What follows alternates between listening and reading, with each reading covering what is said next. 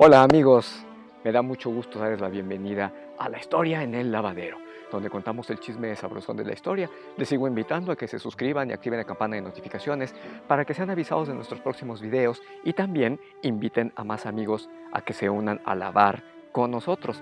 Agradezco los saludos y comentarios de nuestros Intelifans, especialmente a Cintia Mercado, a Ángela Cerezo y a Mónica Hernández por sus respectivos cumpleaños. Les envío un fuerte abrazo, muchas felicidades, que le hayan pasado muy bien. También a Alfredo Bernades, a Ani Landa, a Ángeles Valverde. Sí, mi querida Ángeles, quien canta en el capítulo de la compañía E es Edith Piaf, una maravillosa voz de mediados del siglo pasado. Igualmente saludos a Claudia Orozco allá en Los Ángeles y a Paulino Lorea, muchísimas gracias por su preferencia. Pues hoy es 13 de junio y no crean que se me pasó que el jueves pasado, que el jueves anterior, se celebraron 50 aniversarios, se conmemoraron 50 aniversarios del Halconazo en la Ciudad de México. Y ahí hay una herida que no ha cerrado, pero que no puedo comentar en esta ocasión porque merece un análisis que considere el presente. Porque el actual presidente mexicano es ideológicamente cercano al presidente responsable de esa matanza e incluso el actual presidente de la Comisión Nacional de Derechos Humanos pues tiene por hermano una persona que fue víctima de esos tiempos tan complicados. Si bien esta matanza fue en el 71, su hermano fue desaparecido en el 74, pero proviene de todo este tipo de movimiento represivo y a decir verdad no se nota con estos nuevos gobiernos la empatía con las víctimas de desapariciones, abusos de autoridad y masacres, de manera que para contextualizar esta historia, pues todavía deben desenvolverse los acontecimientos presentes para tener así un análisis completo. Pero bueno, hoy justamente se están celebrando 153 años del natalicio de uno de los protagonistas del periodo revolucionario en México, que ha pasado a segundo plano en la revisión histórica, y bien vale la pena saber qué pasó con él y el contexto en el que vivió, por el que quedó en una posición secundaria en la historia mexicana. Por eso, nuestro tema de hoy es Felipe Ángeles, genialidad y contradicción. Y es que resulta que hasta un aeropuerto se va a hacer con su nombre, sin haber sido aviador, ni ser oriundo de la localidad de que se construye ese proyecto, así que trataremos de comprender por qué se ha puesto de moda. Vamos a ver. Felipe Ángeles nace un día como hoy, 13 de junio de 1868, en la localidad de Zacualtipan, en la actual Huasteca hidalguense, y limitando con el estado de Veracruz, de manera que la localidad en sí no influye en la aportación de Felipe Ángeles a la historia, pero lo que sí influyó es el contexto histórico, porque Felipe era un militar liberal, prácticamente desde su nacimiento, porque su padre, del mismo nombre, Felipe Ángeles, fue un coronel que se destacó por su participación en la guerra contra Estados Unidos en 1847 y en la invasión francesa de 1862, por lo que el ambiente patriótico de su tiempo era completamente liberal y republicano. Y en ese ambiente fue educado el pequeño Ángeles. Justo a los 6 meses de que nació, Benito Juárez creó el estado de Hidalgo, separándolo del Estado de México, para tener un mayor control de la seguridad que se había perdido desde la Guerra de Reforma. Y la localidad de Zacualtipan quedó incorporada a ese nuevo estado que llevaría el nombre del iniciador de la lucha insurgente que desembocaría en la independencia de México. Por lo que el sentimiento patriótico del nuevo estado y la vocación liberal del progenitor de Felipe, pues marcaron su formación educativa tanto en Huejutla como en Pachuca. Y fue hacia 1882 cuando obtuvo una beca otorgada por Porfirio Díaz para estudiar en el Colegio Militar de la Ciudad de México. Y es que Díaz, al igual que Felipe Ángeles padre, pelearon juntos en Puebla y tenían bien definido el pensamiento liberal, por lo que tomar la carrera de las armas como su padre, con el apoyo del general liberal Díaz en recompensa por los servicios prestados a la patria, pues era una oportunidad formidable para marcar el ascenso en la carrera del adolescente Felipe, quien se destacó en sus estudios teniendo por compañero en el colegio militar nada más y nada menos que a Victoriano Huerta. Total, que Felipe se gradúa en 1892 como teniente de artillería, por lo que se especializó en Estados Unidos, convirtiéndose en un gran artillero. De hecho, llegó a ser considerado el mejor artillero del mundo y se le concedió la Orden de la Legión de Honor por sus destacados estudios y su aprovechamiento académico, por lo que pues, se le auguraba una muy prometedora carrera en las armas. Pero, ahí vienen los peros, caray. Tuvo un pequeño incidente en que la ética, que tan perjudicial le puede resultar a cualquier persona en un país latinoamericano, lejos de ganarle méritos, lo convirtió en un personaje incómodo. Y así permanecería el resto de su vida, siendo incómodo en todas partes.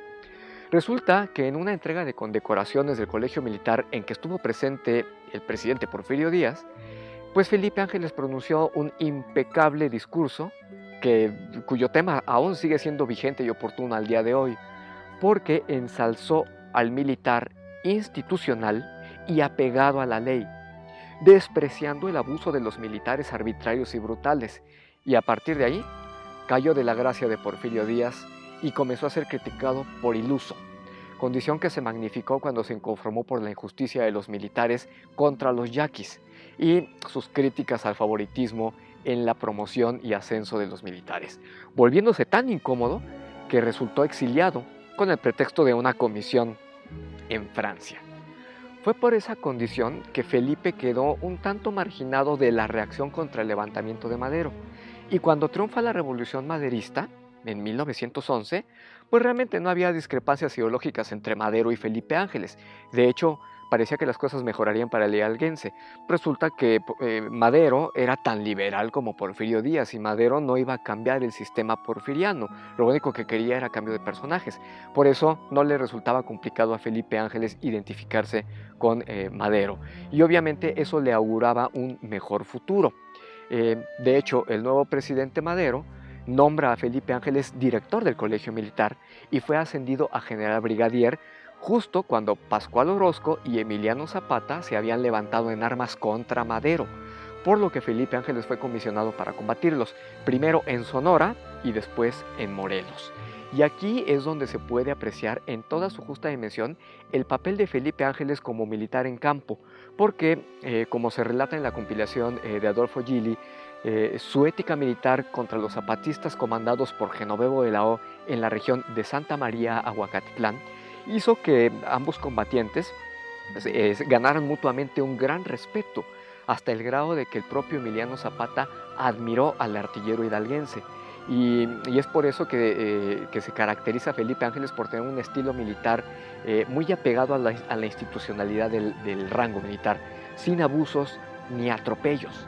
Por el contrario, pese a tratarse de una lucha armada, pues Felipe Ángeles se rigió por los principios de la lucha limpia, sin trampas ni engaños, asistiendo incluso a los heridos de ambos bandos, los suyos y los del enemigo, y respetando la vida e integridad de los rebeldes capturados. Veo en la relación de Felipe Ángeles y Genovevo de la O un símil en la relación entre Saladino y los reyes Balduino IV y Ricardo I durante las cruzadas, un gran respeto y admiración por el adversario.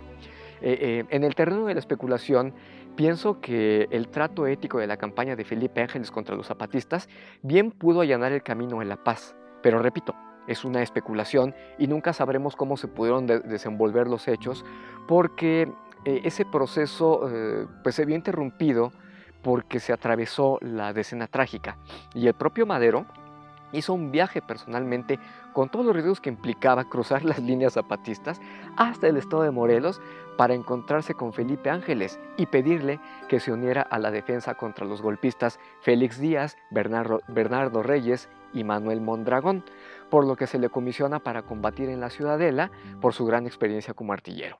Pero mientras Felipe Ángeles acertaba en destruir las posiciones de los golpistas, los artilleros al mando de Victoriano Huerta, quien fue el encargado de la defensa del presidente, lo único que hicieron fue dispersar y desactivar el ataque contra los golpistas. Y por un error estratégico de Madero, pues prefirió a Victoriano Huerta para la defensa del Estado por encima de la lealtad que le había demostrado Felipe Ángeles. Al final, la traición se consumó y Victoriano Huerta capturó a Madero, a Pino Suárez y al propio Felipe Ángeles. Lo único que salvó a Ángeles de ser fusilado fue el aprecio que los militares tenían por el hidalguense al haber sido director del colegio militar y profesor de muchísimos soldados, así es que era muy respetado en las Fuerzas Armadas y eso fue lo que evitó que lo fusilaran, por lo que el castigo que recibió fue ser exiliado nuevamente en comisión al extranjero, otra vez a Francia.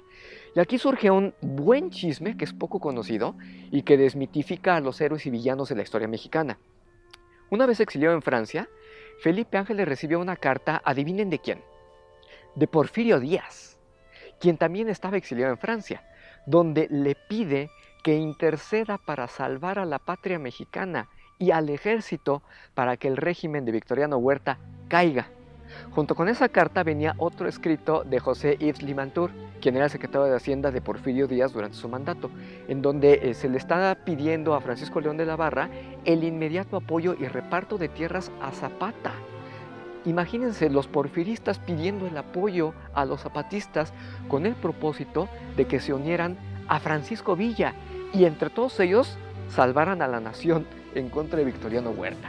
¿Se imaginan a Porfirio Díaz, Limantour y Ángeles unidos en un mismo propósito para buscar la alianza con Villa y Zapata y vencer a Victoriano Huerta? ¿Sí? Zapata y Villa apoyados desde Francia por Porfirio Díaz y buscando el apoyo en Felipe Ángeles para deponer a Huerta. Parece un trama de película, de muchas intrigas, de muchos intríngulis allí. Qué interesante está esta parte de la historia. Lo cierto es que Díaz tenía motivos para promover la lucha contra Victoriano Huerta, porque aunque él pudo ser el beneficiado por ese golpe de Estado, Huerta terminó traicionando a Félix Díaz y esa pudo ser la causa de que don Porfirio apoyara de bajo perfil a los revolucionarios. Sin embargo, desde otro enfoque, ese apoyo desde Francia bien pudo prolongar la violencia y la inestabilidad de México por muchos años más de lo que pudo haber durado la lucha revolucionaria. Nuevamente son especulaciones. Independientemente de esas cartas, justo por la traición de Victoriano Huerta, es que Ángeles se atreve a romper su lealtad a las instituciones. Regresa a México en octubre de 1913 para aliarse a Carranza y en 1914 se une a Francisco Villa. Yo no sé si influyó esa carta o era una convicción personal de combatir a Huerta. Lo cierto es que se une a Villa y se convierte en comandante de artillería de la División del Norte, así como estratega, militar e ideólogo de esta agrupación. De hecho, fue Felipe Ángeles quien conferenció con Emiliano Zapata y con Genoveva de la O para que se unieran a la lucha contra Victoriano Huerta, que ya había iniciado en el norte Venustiano Carranza y Francisco Villa. Pareciera que se estaba siguiendo el guión de la carta de Porfirio Díaz. El genio militar de Felipe Ángeles se pudo desplegar en las batallas de Torreón, de San Pedro de las Colonias, en Paredón y en la célebre toma de Zacatecas, por lo que se ganó la absoluta confianza de Francisco Villa, siendo comisionado como representante de la División del Norte en la soberana Convención Revolucionaria de Aguascalientes, y Felipe Ángeles, con esa comisión, votó para que se retirara a Venustiano Carranza como jefe de la lucha contra Victoriano Huerta y el movimiento constitucionalista, convencionista, vaya, por lo que terminó aliado con Francisco Villa y con Emiliano Zapata, pero terminó también como enemigo de Venustiano Carranza y de Álvaro Obregón. Y como se dio esta ruptura en la convención, pues esta fracasó y Felipe Ángeles se retiró al noreste, donde fungió como gobernador de Coahuila y Nuevo León durante menos de un mes y después fue derrotado en el Bajío, lo que fortaleció a Venustiano Carranza, quien terminó triunfando, por lo que Felipe Ángeles terminó como refugiado en Estados Unidos, desde donde comenzó a organizar un plan contra Venustiano Carranza que iba totalmente en contra de la Constitución de 1917, reivindicando el liberalismo de la Constitución de 1857. Y es que, si analizamos con cuidado el artículo 123 de la Constitución de 1927, en realidad no está inspirada en la equidad social desde la óptica del socialismo, desde la óptica del anarquismo, sino en una encíclica, la Rerum Novarum, de Papa León XIII en 1891, un pensamiento religioso en una constitución que se decía liberal. Obviamente iba en un sentido totalmente opuesto al liberalismo decimonónico, en el que Felipe Ángeles creía. De hecho, en Estados Unidos, Felipe Ángeles se declara marxista y se propuso regresar a México para combatir a Venustiano Carranza con la proclama del Plan de Río Florido, que pretendía reunificar a los villistas y a los demás rebeldes, pero su plan fracasó en diciembre de 1918. Fue capturado y se le condenó a la pena capital, misma que se consumó el 26 de noviembre de 1919. Ahí terminó la biografía de Felipe Ángeles. Ahora, contextualizando a Felipe Ángeles, aquí es donde podemos apreciar las constantes contradicciones, tanto de las personas en general, como de los fenómenos sociales latinoamericanos, especialmente en el escenario mexicano. Porque lo que pasó con Felipe Ángeles es algo muy parecido a lo que Luis Alcoriza retrata en su película de sátira política Las Fuerzas Vivas. Refleja en la trama que se trata de un poblado en paz gobernado al estilo porfirista, es decir, liberal, al que con tiempo de retraso les llega la noticia de que estalló la revolución y los grupos representativos del pueblo pues salen y encarcelan al gobierno constituido en la localidad para luego liberarlos de acuerdo al curso de los acontecimientos que les van llegando, alternándose el encarcelamiento según el bando que va ganando en los informes telegráficos. Hasta que triunfa definitivamente la revolución y los triunfadores no saben cómo se gobierna y optan por liberar a los reaccionarios para que vuelvan a gobernar, pero ahora con el membrete de revolucionarios.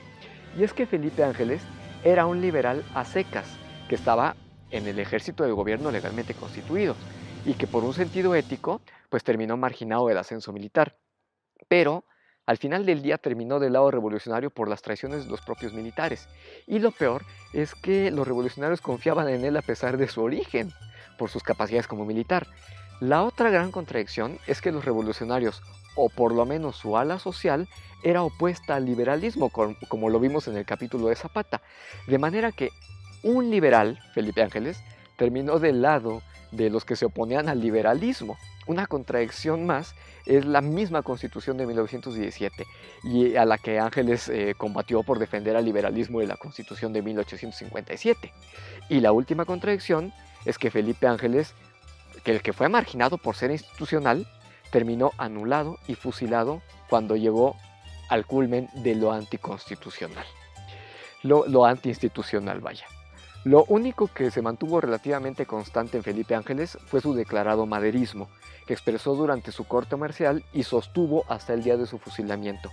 Y esa sería la única causa narrativa por la que el actual presidente mexicano podría admirar a Felipe Ángeles, aunque en el fondo subyace una coincidencia de contradicciones que también son manifiestas en un presidente que se expresa liberal y maderista en el discurso, pero en los hechos es conservador y autocrático. Por eso, si Felipe Ángeles no fue aviador ni nació en Zumpango, pues no hay muchas justificaciones para que un aeropuerto civil lleve el nombre de un artillero. O quizá se trate de una contradicción más de un aeropuerto en el que aún no se puede tener una certificación para que lleguen aviones y sería lamentable. Lo que sí vale la pena establecer, también para nuestros tiempos, es que el sentido ético de Felipe Ángeles en el campo de batalla, contrario al abuso de la fuerza y los crímenes de guerra, se pueden equiparar con los señalamientos a las violaciones a los derechos humanos que las fuerzas de seguridad llegan a cometer en la actualidad, y es algo que sí debería promoverse. ¿Qué tal este chisme casi kafkiano? Oigan, ¿qué creen? Ya se nos acabó el detergente, y pues el chisme del día de hoy. Pero si les gustó, no dejen de suscribirse y activar la campana de notificaciones, porque el próximo domingo les tengo una gran y polémica historia. La historia de Dios. Yo les deseo un excelente día y les espero el próximo domingo para un chisme nuevo aquí en La Historia en el Lavadero. Hasta la próxima.